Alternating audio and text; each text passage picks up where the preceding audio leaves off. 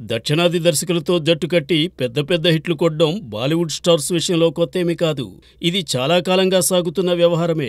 Recent టైమ్స్లోనైతే Khan త్రేయింగ్ కీలకమైన తరుణంలో south కెప్టెన్స్తో టీమప్పై career best hits అందుకున్నారు. తమిళ దర్శకుడు ఏఆర్ మురుగదాస్తో అమీర్ ఖాన్ కలిసి పనిచేసిన గజని హిందీ నాట తొలి 100 కోట్ల రూపాయల గ్రాసును ఆర్జించిన చిత్రంగా నిలిచింది.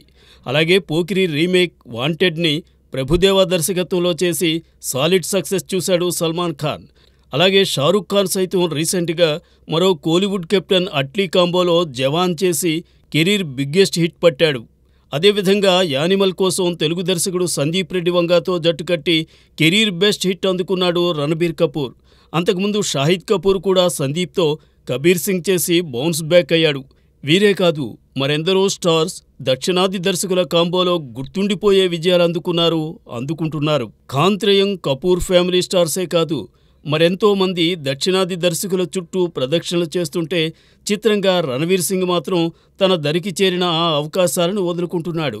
మొన్నటికి మొన్న శంకర్తో చేయాల్సిన అపరిచితుడు రీమేక్ అటకెక్కితే నిన్నటికి నిన్న హనుమాన్ దర్శకుడు ప్రశాంత్ వరంతో అనుకున్న రాక్ష సాగిపోయింది. కారణాలేమైనా శంకర్, ప్రశాంత్ వంటి సౌత్ కెప్టెన్స్తో రణవీర్ చేయాల్సిన సినిమాలు ఆరంభ దశలోనే ఆగిపోవడం వార్తల్లో నిలుస్తోంది. తోటి కథానాయకులంతా దక్షిణాది దర్శకులతో ఘన విజయాలు అందుకుంటూ ఉంటే రణవీర్ అందుకు భిన్నంగా ఆఫర్స్ వద్దనుకుంటూ సాగుతున్నాడన్నమాట. గతంలో తెలుగు చిత్రం టెంపర్ని సింబా పేరుతో రీమేక్ చేసి హిట్ కొట్టిన రణవీర్ భవిష్యత్తులో సౌత్ కెప్టెన్స్తోనూ జట్టు కట్టి అదే బాటలో సాగుతాడేమో చూడాలి.